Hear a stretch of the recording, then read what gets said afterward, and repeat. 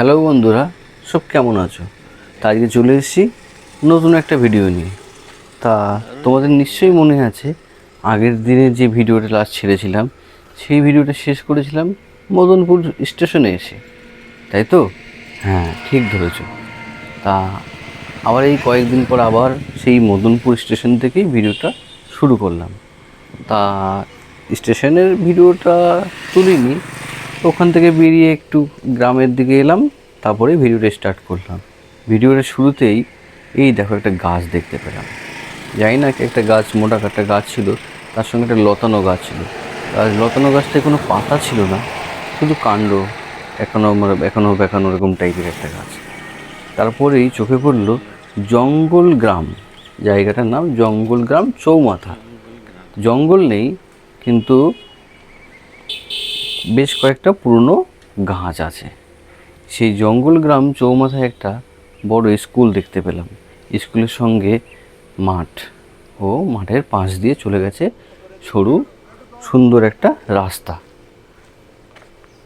তা আমি গুগল ম্যাপে দেখেছিলাম এই রাস্তা বরাবর গেলেই এই মদনপুর আর শিমরালি স্টেশনের মাঝখানে যে ট্রেন জায়গাটা আছে, সেখানে একটা বিশাল বড় মাঠ দেখতে পাওয়া যায়। মাঠ বলতে ধান ক্ষেত, যেখানে ধান চাষ হয়।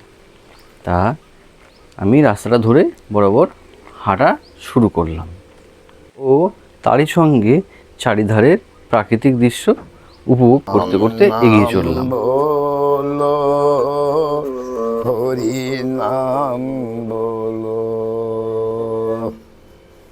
তো রাম নাম বলতে হবে, হরি নাম বলতে হবে। এই ছাড়া কিছু নেই, না কিছু আসলো না কিছু নিয়ে যাবা, মুঠি বাঁধ করে আসলো, হাত পাশার চলে যাবা। কি অবাক হয়ে গেলে? হঠাৎ করে এই বাবাজি কোথা থেকে চলে এলো? আসলে এই হাঁটতে হাঁটতে যখন যাচ্ছি রাস্তা বরাবর, এই বাবাজিকে দেখতে পেলাম। উনি এক বাড়িতে বসে গল্প করছে। তা আমিও এগিয়ে গেলাম, দু চার কথা বললাম ওনার সঙ্গে। হরি নাম কথা বলার মাধ্যম দিয়ে বললাম, ঠিক আছে তাহলে একটা গান করো। তা উনি একটা গান করলে সেই গানটা একটু তুলে নিলাম। তা আমি ওখানে বেশি সময় নষ্ট করলাম না, আমি আমার লক্ষ্যে এগিয়ে চললাম। আর ওনার যে গাওয়া গানটা, সেটা মনের মধ্যে গুনগুন করতে করতে এগিয়ে চললাম। এগোতেই দেখলাম একটা রেলের লেভেল ক্রসিং, এই সাইডখান দিয়ে রেল লাইন পাতা আছে, আর এর ওখান দিয়ে রেল বা ট্রেন যাতায়াত হয়।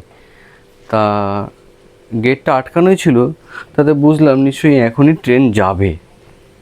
তা আমি তড়িঘড়ি লাইনটা পার হয়ে গেলাম। আর এই যে বাঁ দিকে দেখতে পাচ্ছ যে একটা ঘর রয়েছে, ঠিক ঘরের পেছন দিক দিয়ে আমি এগিয়ে গেলাম যে ওই মাঠে যাওয়ার জন্য। এগোতেই দেখি একজন ধান সিদ্ধ করেছে মাঠে শুকাবে বলে। আর এই দেখো ট্রেন ঢুকে গেল হঠাৎ।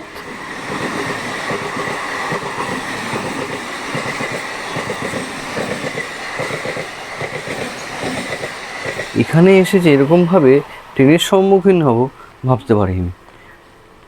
তা ভিডিওটা বেশ ভালোই উঠেছে।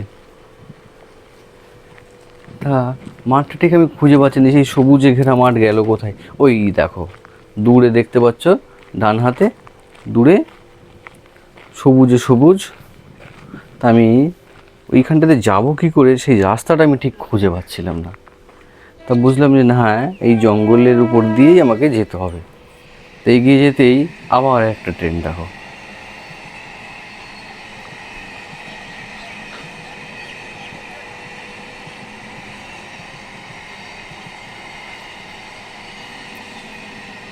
এমনভাবে কখনোই ট্রেন দেখা হয়নি।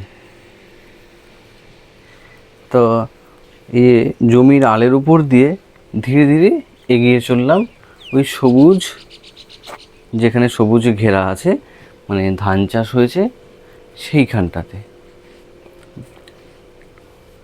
যে সচক্ষে যে এত সুন্দর জায়গা, যে এত কি বলবো, বলে বোঝানো মুশকিল যে এত সুন্দর লাগছে। এটুকু বলবো যে মোবাইলে অতটা সুন্দর দেখায় না বন্ধু। আমি বলবো চলে আসো, আমি গুগল ম্যাপে লোকেশন আমি কমেন্টে দিয়ে দেবো। চলে আসো এখন। এই যে সবুজ, আমি কথা দিচ্ছি বন্ধু, 1 মাস পর আমি আবার আসবো। যখন এখানে এই সবুজ ধান পেকে সোনালি রঙের হবে। দেখতে পাচ্ছ ওই যে এক দাদা তার জমিতে যাচ্ছে। সমুদ্রের ধারে গিয়ে দাঁড়ালে যেমন চারিদিকে শুধু থই থই জল দেখা যায়, এখানেও ঠিক তেমনই আমার বলে মনে হয়েছে, যে চারিধারে শুধু সবুজ আর সবুজ, শেষ নেই, দূরে কোথাও কোনো ঘরবাড়ি নেই। দেখতে পাচ্ছ? তো বন্ধু, পরের ভিডিওতে আমি তোমাদেরকে বলবো আমি ট্রেনে না উঠে মাথায় গামছা দিয়ে কেন ট্রেন লাইন বরাবর হেঁটে চললাম, কেন আমি ট্রেন ধরতে পারলাম না, সেটাই আমি বলবো দ্বিতীয় ভিডিওতে।